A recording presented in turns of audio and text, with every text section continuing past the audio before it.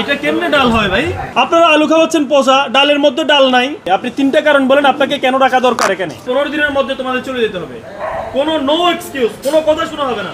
এবং 42 বছর ধরে থাকার খেসারত তোমাদের দিতে হবে। তোমরা ভাড়া পর্যন্ত দাও না মিয়া। ফাইজলামি করো। তোমার কিন্তু বেচা কিনেই নাই, তুমি ভাড়া দিবে কেমনে? রেস্টুরেন্ট না আসলে তোমার বিক্রি হয় কিভাবে?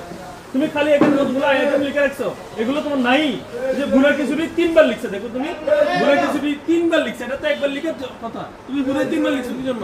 এটা মানে এটা ঠিক আছে, এটা বড় করে আর কি। এখানে 3-4টা আইটেম কিছুই নেই। বড় করতেছে আর কি। হ্যাঁ, আর আপনার যে অপরিষ্কার এটা ডালের বাটি নিয়ে আসো তো, ঠিক আছে, ডালের বাটি নিয়ে আসো। ওটা তো ঠিক না হয়, আমরা তো দুদিন পর আসবো। আলু ভাজিতে আলোচনা আপনি না ওই স্টাফ নিয়ে আসেন। ওরা আনলে ভালো টান চলছে। ওর বলতে দিলে নিয়ে আসেন।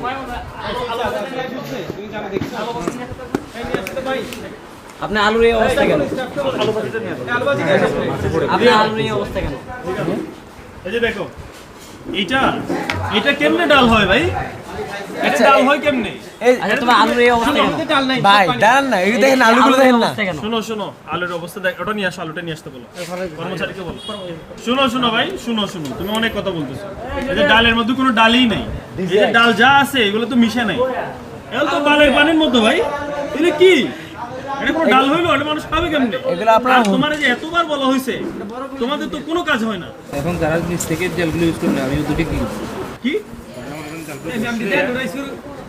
তুমি খালি মানুষের দোষ দাও? তুমি তো এই যে ডালটা যে ঘুটে নাই ভালো করে, এটা যে রান্না হয় নাই, এটা দিয়ে তুমি কি বলতে চাও বলো? এরপর পানি স্পষ্ট দেখা যাচ্ছে রে ভাই। এটা মনে হচ্ছে পানির সাথে কিছু হচ্ছে, যে হলুদ মরিচ মিক্স করছে এগুলো।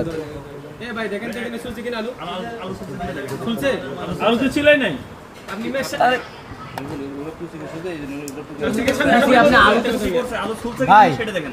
আপনি অন্য স্বীকার করেন, অন্য হইতেছে, কিন্তু এক্সকিউজ দিবেন না ভাই, প্লিজ আল্লাহর রাস্তায় এক্সকিউজ দিবেন না।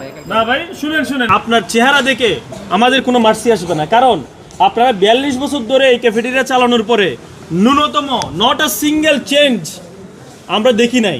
তাহলে আপনাকে কেন রাখবো? আপনি তিনটা কারণ বলেন কেন আপনার ক্যাফেটেরিয়া এবং আপনার মালিককে আমরা রাখবো। তিনটা কারণ বলেন। আপনি একটু শিক্ষিত মানুষ, আপনি তিনটা কারণ বলেন। আলটিমেটামের কথা বলি নাই, আপনি তিনটা কারণ বলেন আপনাকে কেন রাখা দরকার এখানে, আপনার কেন প্রয়োজন বলেন। আপনি তিনটা কারণ বলেন। আচ্ছা আমি বলি আপনাকে, এই ক্যাফেটেরিয়ায় কেউ কি এখন ফাও খায়? টাকা কম দেয়? তাহলে আর কি? আপনারা আলু খাওয়াচ্ছেন পচা, ডালের মধ্যে ডাল নাই। এগুলো কি, এগুলো কোন ধরনের আচরণ ভাই? একজন কর্মচারী নট আ সিঙ্গেল, আমরা গিয়ে দেখেছি আপনার মাথায় কোনো ক্যাপ নাই, এবং কর্মচারীরা সরাসরি বলছে ভাই আমাদেরকে তো ক্যাপ কিনেই দেয় নাই, আমরা ক্যাপ পরবো কিভাবে? আপনাদের বলা হয় না ক্যাপের কথা? শুনো, এরপরে রান্নাঘরের আনাচে কানাচে বিভিন্ন জায়গায় সিগারেটের ওই ফিল্টারের যে অংশটা ওটা পরে আছে, এবং আরও দেখেছি কয়েকজন কর্মচারী সম্পূর্ণ হাফ প্যান্ট পরে কাজ করতেছে। আমার রান্নাঘরে যদি হাফ প্যান্ট পরে কাজ করে তাহলে আপনার টাকার কি দরকার? আপনি কিসের ম্যানেজারি করেন? আপনি ম্যানেজারিয়াল নিয়ম জানেন কোনো? তাহলে ফাইজলামি করে দরকার নাই। আপনি এবং আপনার মালিক সহ টোটালি বসে সিদ্ধান্ত নেন 15 দিনের মধ্যে আপনারা শিক্ষার্থীর জন্য কি করতে পারবেন। এটা মানুষের মুখে মুখে হয়ে যেতে হবে সূর্য হোসেন হলের ক্যাফেটেরিয়া ভালো হয়েছে। 15 দিনের মধ্যে যদি না হয় তাহলে 15 দিন পরে আপনারা চলে যাওয়ার জন্য সম্পূর্ণভাবে মানসিকভাবে প্রস্তুত থাকুন। এর বাইরে কোনো কথা হবে না, এটাই শেষ।